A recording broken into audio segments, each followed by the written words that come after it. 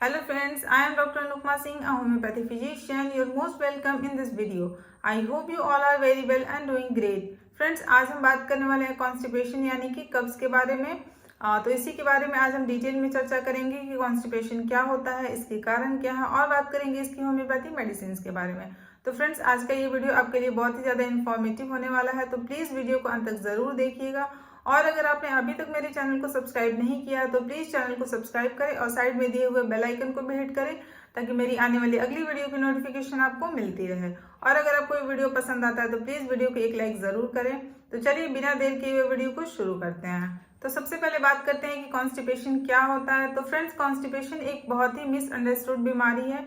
बहुत सारे लोग ऐसे हैं जिन्हें कॉन्स्टिपेशन नहीं होता है बट फिर भी वो कॉन्स्टिपेशन की दवाइयाँ खा रहे होते हैं। एंड बहुत बार ऐसा देखा गया है कि कॉन्स्टिपेशन की समस्या नहीं होती है बट फिर भी लोग उसे कॉन्स्टिपेशन मानकर लैक्सेटिव पे आ जाते हैं और ये एक बहुत ही बड़ा कारण होता है जिससे अल्टीमेटली आपके इंटेस्टाइन की मूवमेंट जो है वो स्लो हो जाती है एंड आपको कॉन्स्टिपेशन डेवलप हो जाता है।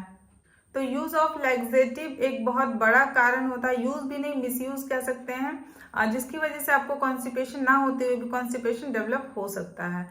तो लैक्सेटिव यानी कि वो दवाइयाँ जो आप पेट साफ करने के लिए, अपने कब्ज को ठीक करने के लिए खाते हैं। फ्रेंड्स, सबसे पहले ये जानना जरूरी है कि आप किसको कॉन्स्टिपेशन कहेंगे।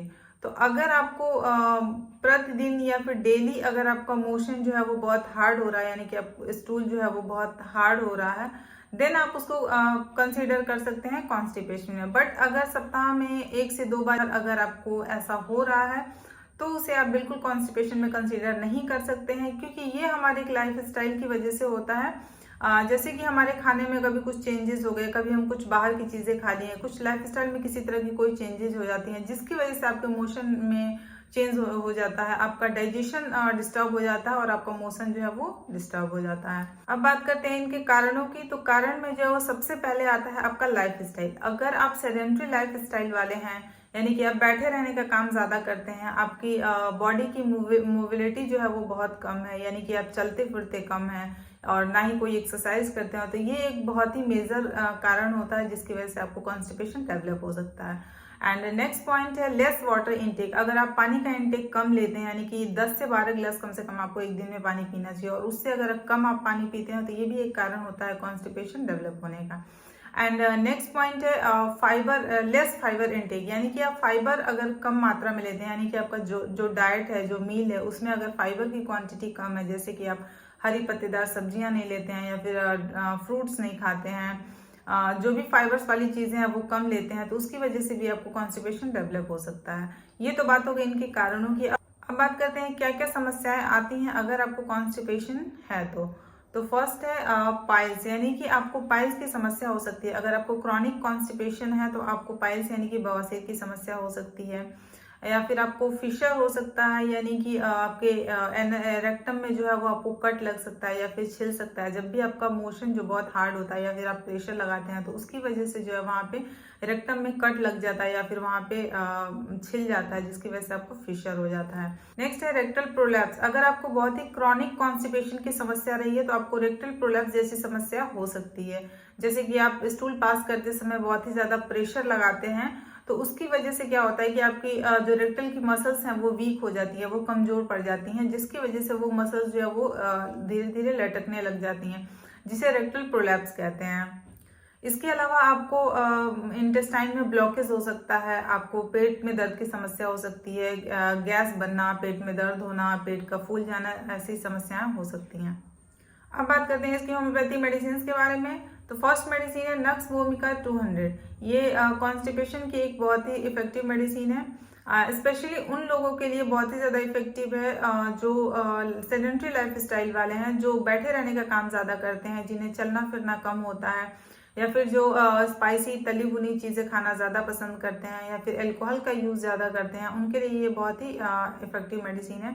साथ ही साथ अगर आपको इनइफेक्चुअल डिजायर है, आपका एक बार में जो है वो पेट साफ नहीं होता है, आपको सेटिस्फेक्शन नहीं होता है, आपको सुबह में 2 से 3 बार आपको जाना पड़ता है, तो उसके लिए ये एक बहुत ही इफेक्टिव मेडिसिन है। इस मेडिसिन को लेना है आपको 200 पोटेंसी में, रात में एक बार लेना है सिर्फ आपको। इसको लेना है आपको 1 चम्मच पानी में 2 बूंद डाल के आपको इसको पीना है रात में 1 टाइम सिर्फ। नेक्स्ट मेडिसिन है एलुमिना 30CH। फ्रेंड्स ये मेडिसिन हर किसी के लिए बहुत ही ज़्यादा इफेक्टिव है, फिर चाहे वो कोई बच्चा हो, बड़ा हो या बुजुर्ग हो, सबके लिए ये बहुत ही इफेक्टिव मेडिसिन है।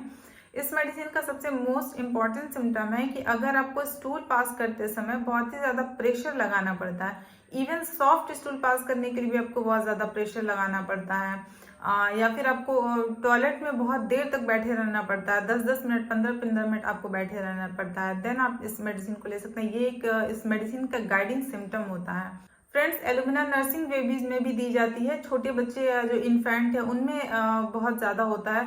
शिप डक लाइक स्टूल होता है, जैसे शिप का स्टूल होता है बॉल्स लाइक, उस तरह का स्टूल होता है, तो उसके लिए भी ये एक बहुत ही ज़्यादा इफेक्टिव मेडिसिन है। इस मेडिसिन को लेना है 30 पोटेंसी में दिन में 3 बार।